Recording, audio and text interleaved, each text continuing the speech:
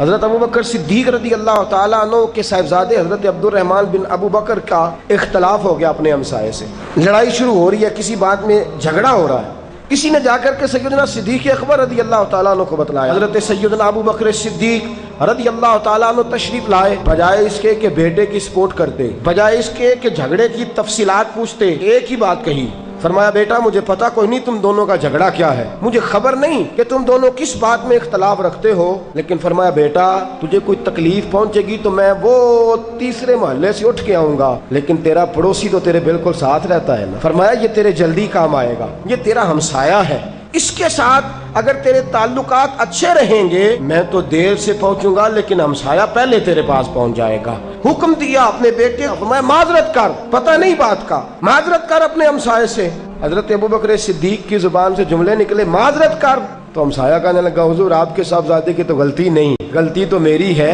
یہ کیوں معذرت کرے، میں معذرت کرنے کو تیار ہوں، آئندہ سے میری شکایت بھی کوئی نہیں آئے گی۔ تو ہمسائے کے ساتھ حسن سلوک رکھنا، ہمسائے کے ساتھ تعلقات، ہمارے ہاں تو یہ ہوتا ہے کہ وہ جو نازک معاملات ہیں نا، معاذ اللہ نازک معاملات بیٹی کے، جن میں ہم نے سپورٹ کرنے کا رشتہ دیکھنے آیا ہے تو ہم نے کہنا ہے کہ یہ بڑے اچھے لوگ ہیں، کوتاہیاں اگر شرعی نہیں تو پردہ ڈالنا ہے، ہم وہاں بھی کیا کردار ادا کرتے ہیں، ہم کہتے ہیں بچی تو بڑی اچھی ہے، باپ بھی بڑا اچھا ہے اور اماں بھی بڑی اچھی ہے، بہنیں بھی بڑی پردہ دار ہے، گھرانہ بھی بڑا صاف ستھرا ہے، پر ان کا بھائی کئی دفعہ جیل جا چکا ہے۔ ایک بھائی اگر جیل جا چکا ہے، گھر میں 15 افراد میں سے ایک غلط ہو بھی گیا ہے، تو یہ تو کیا کردار ادا کر رہے ہیں، اور دیکھ تو صحیح معاملہ کس قسم کا ہے۔ یہاں تو حاتم طائی کی بیٹی کا سر ننگا ہو تو اللہ کے رسول چادر دے کے کہتے ہیں بیٹی بیٹی ہوتی ہے چاہے کافر کی ہوا کرے، تو اس قدر زیادہ تاکید، اور ہم اس معاملے میں بھی جو نازک معاملہ ہے وہاں بھی ہم کہتے ہیں نا ذرا خیال رکھنا، ذرا احتیاط کرنا، ان کی پہلی بیٹی کی بھی بڑی ناراضگیاں چلتی ہیں۔ تو میرے عزیزو یاد رکھیے ہمسائے کے تو کام آنا ہے۔